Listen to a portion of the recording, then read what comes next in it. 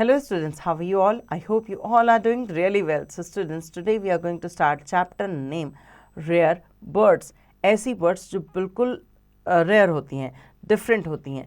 So आज हम ऐसी कुछ birds के बारे में इस chapter में पढ़ेंगे. ठीक है, चलिए शुरू करें. Read about some rare bird and enhance your knowledge. Number 1, golden peasants. The real golden peasants are native to the western forest of China. ये west forest में मिलती हैं चाइना के. ठीक है, उनका घर जो है वो चाइना का वेस्टर्न फॉरेस्ट जो है वो है. Named after their golden crest. इनका जो गोल्डन क्रेस्ट है उसकी वजह से इसे गोल्डन पीजेंट का नाम दिया गया है. यू आर वो by the male colourful body. आप जो है चकित रह जाएंगे, इनके जो मेल्स होते हैं उनकी बॉडी जो होती है वो इतनी कलरफुल होती है. They can grow up to 41 inches long and the tail is 2/3 the length of the entire body. So इनकी जो बॉडी होती है वो बस 1/3 पार्ट होती है और बाकी जो है इनकी टेल होती है इतनी लंबी, उनकी बॉडी से भी ज़्यादा लंबी. Golden pigeons are really hard to find and there is little known about them as they are seldom seen in their natural habitat. So golden pigeon जो है वो बहुत मुश्किल होती हैं, इनको ढूंढ पाना या ये दिखना इनका बहुत मुश्किल होता है. इनको इनके नेचुरल हैबिटेट में ही कई जो है कभी कभार देखा जा सकता है. There are only about 1000 to 2000 of these beautiful birds left. इनकी जो प्रजाति है उसके सिर्फ 1000 से 2000 बर्ड्स ही बच गई हैं. नेक्स्ट आते हैं Cebu flowerpecker. Found only in the Cebu island in the Philippines. ये सिर्फ फिलीपींस में मिलते हैं. These birds are thought to be extinct due to the disappearance of their habitat. इनका जो हैबिटेट है मतलब इनका जो नेचुरल एरिया है जहाँ ये रहती थी, जिस तरह के जंगलों में या जिस तरह का एनवायरनमेंट रहना चाहिए था, वो धीरे धीरे ख़त्म होने की वजह से ये भी धीरे धीरे ख़त्म हो रही हैं. But in 1992 they popped up again in a small limestone forest in the central Cebu protected landscape. So ये धीरे धीरे ख़त्म हो रही थी क्योंकि इनका जो नेचुरल हैबिटेट था वो ख़त्म हो रहा था. बट अचानक से 1992 में ये वापस बढ़ना शुरू हुई एक छोटे से लाइमस्टोन फॉरेस्ट में जो सेंट्रल सीबू में था. प्रोटेक्टेड लैंडस्केप था, मतलब सारी तरफ से कवर्ड करके रखा गया था. Their name quadricolor refer to the 4 colour of the male plumage. जो मेल प्लूमेग थे उनके अंदर 4 कलर्स होते थे, blue, red, white and yellow. Cebu flowerpeckers are frugivorous, मतलब ये ज़्यादा फ्रूट्स खाते हैं, which means they eat only fruits and seeds. तो इनको फ्रूगिवोरस कहा जाता है क्योंकि ये ज़्यादा फ्रूट्स और सीड्स पे ही जीते हैं. They are only 105 Cebu flowerpecker in the world. अब सिर्फ 105 ही इनकी प्रजाति के जो बर्ड्स हैं वो सिर्फ 105 ही बचे हैं. A great effort is now made to conserve them. और बहुत कोशिश की जा रही है ताकि इनको इनके नेचुरल हैबिटेट में ज़िंदा रखा जा सके और ज़्यादा से ज़्यादा इनकी क्वांटिटी जो है वो बढ़ाई जा सके. नेक्स्ट है New Caledonian owlet nightjar. The New Caledonian owlet nightjar is black with grey strip. ये काले रंग का होता है और इसकी स्ट्रिप्स जो होती हैं वो ग्रे कलर की होती हैं. With a long slightly rounded tail. इनकी जो टेल होती है वो स्लाइटली राउंडेड होती है. शॉर्ट राउंडेड विंग, छोटे राउंडेड विंग्स होते हैं एंड लॉन्ग और लंबे होते हैं. Stout leg showing in he is a ground feeder. It voice is unknown but it is amuse he makes similar sound to other owlet nightjars. So इनकी आवाज़ से तो अभी तक नहीं कंफर्म हुआ है कि ये रात में किस तरह से आवाज़ करते हैं, बट ये माना जाता है कि बाकी जो आउलेट नाइटजार्स हैं उन्हीं की तरह इनकी भी साउंड्स है.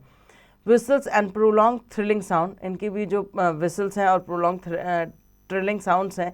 Less than 50 New Caledonian owlet nightjars are left and no conservation effort have been made to conserve this species.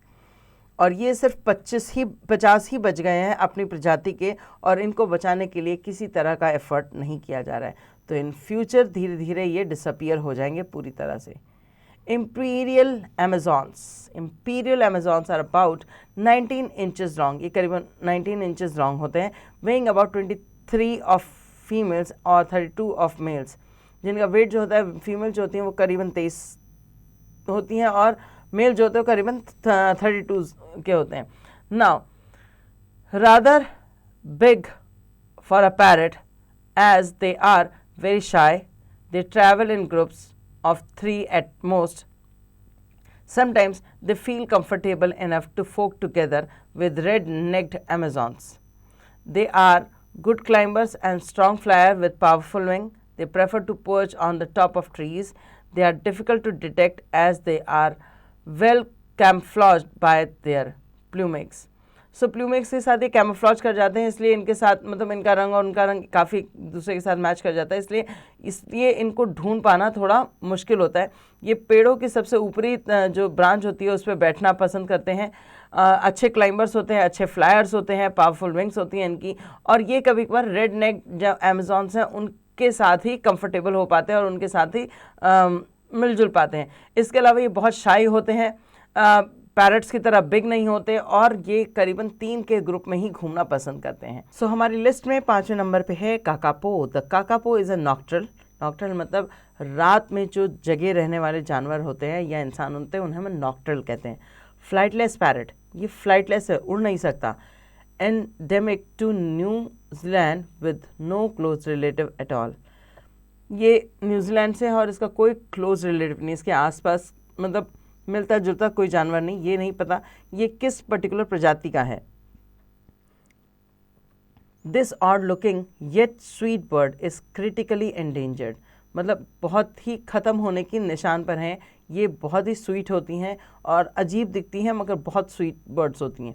काकापोज are loner who never leave their territory but stay in the same range for most of their life, ये अपना इलाका कभी नहीं छोड़ती, ये उसी इलाके में लोनर मानी जाती हैं, कभी अपना इलाका नहीं छोड़ती, उसी इलाके में कई अपनी जो लाइफ है वो वहीं पर बिता देती हैं। दे निबल सीड मतलब वो कुतरती हैं सीड्स को। Plant and various fruit from the ground though they can climb high into trees. They like to leap from trees and flap their flightless wings but at best manage a comical yet controlled plumage. So ये इनके flightless bird हैं, इसलिए ये कोशिश करती हैं, ये climb कर जाती हैं पेड़ों पे काफ़ी ऊपर तक, नीचे आती हैं, नीचे से फ्रूट्स वगैरह जो है ग्राउंड पे जो गिरे होते हैं उन्हें खाती हैं, उसके बाद ये पेड़ों पे वापस चढ़ जाती हैं और उसके बाद एक पेड़ से दूसरे पेड़ जो टहनी होती है उस पर कोशिश करती हैं कि अपने फ्लाइटलेस बर्ड से उड़ के पहुँच सकें, और बहुत मज़ेदार भी लगता है मगर ये किसी तरह उसे मैनेज कर लेती हैं। सो ये था काकापो। नेक्स्ट है हमारा rufous headed hornbill. Rufous headed hornbill have an interesting way of protecting their little one, ये अपने बच्चों को बहुत अलग तरीके से प्रोटेक्ट करती है। Both mama and papa use saliva and mud to build a wall across the entrance to a tree cavity, जो ट्री में ये गड्ढा करके घुसते हैं हॉर्नबिल्स, उस ट्री की जो जगह होती है जिससे एंट्री होती है उस जगह को ये लोग स्लाइवा और मड से एक कवर दे देते हैं, मतलब एक वॉल जैसी खड़ी कर देते हैं। Essential ceiling the female and egg inside, इसमें क्या होता है कि जो फीमेल होती है वो अपने अंडों के साथ अंदर जो होती है वो सील हो जाती है। They leave a small hole at the top through which the male can pass food, और उस होल में एक सिर्फ छोटा सा छेद छोड़ते हैं ये लोग ताकि जो मेल है वो बाहर से खाना लाए और फीमेल को अंदर देता रहे। And if that isn't enough the parent are extremely territorial when defending the nest. So अगर ये इससे भी काम नहीं बना तो ये दोनों पेरेंट जो होते हैं वो बहुत ज़्यादा अच्छी तरीके से अपने जो नेस्ट है उसको डिफेंड करते हैं, बचाते हैं।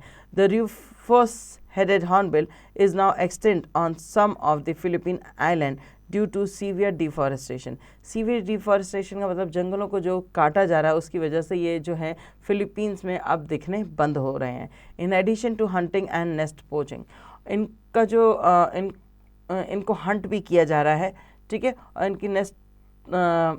इनकी जो प्रजाति है वो धीरे धीरे ख़त्म होती ही चली जा रही है। सो अब 6 नंबर के बाद हम आते हैं नंबर 7 पे, Stresemann's bristlefront. The Stressman's bristle front is one of the rarest bird on earth, so rare that there is only one left. ये एक चिड़िया ही बच गई है, ये बहुत रेयरेस्ट बर्ड है और इसकी प्रजाति के ज़्यादा अब कुछ बचा नहीं है। The Stresemann bristlefront is an unusual species, ये बहुत ही अनयूजुअल सी स्पीसीज़ है।